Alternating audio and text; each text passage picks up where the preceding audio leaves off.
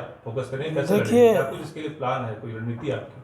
पवार साहब को पूरे देश में एक विपक्षी एकता के रूप में एक बहुत बड़ा स्तंभ के रूप में देखा जाता है।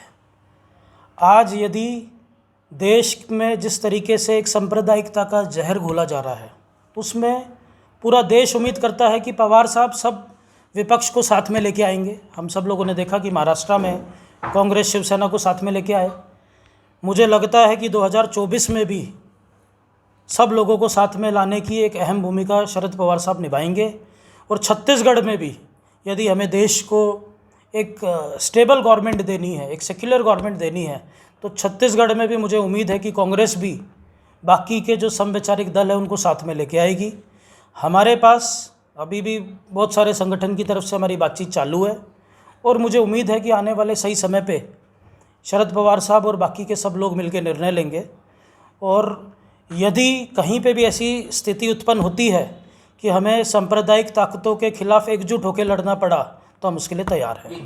देखिए, किसानों के लिए अगर सही मायने में किसी ने सबसे ज़्यादा इस देश में योगदान रहा है तो आदरणीय पवार साहब का रहा है। कृषि मंत्री रहे हैं यूपीए गवर्नमेंट में।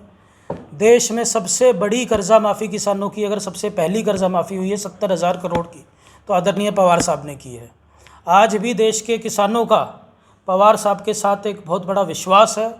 उनका भरोसा है कि अगर शरद पवार जी जैसे व्यक्ति दोबारा से सत्ता में आते हैं तो किसानों का सही मायने में भला होगा।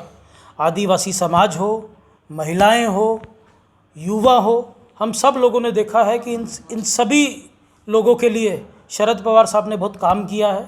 और मुझे उम्मीद है इस छत्तीसगढ़ में भी किसान हो, युवा हो, आदिवासी समाज हो, ख़ास तौर पे महिलाओं हो, उनके लिए दोबारा राष्ट्रवादी कांग्रेस पार्टी कुछ अच्छी नीतियां लेके आएगी और उसी मुद्दों पे हम चुनाव लड़ेंगे। नहीं है कि यहाँ पे कोई नई पार्टी है। आप सब लोग जानते हैं यहाँ पे राष्ट्रवादी कांग्रेस पार्टी के विधायक भी रहे हुए हैं, पूर्व मंत्री भी रहे हैं, पार्षद भी रहे हैं।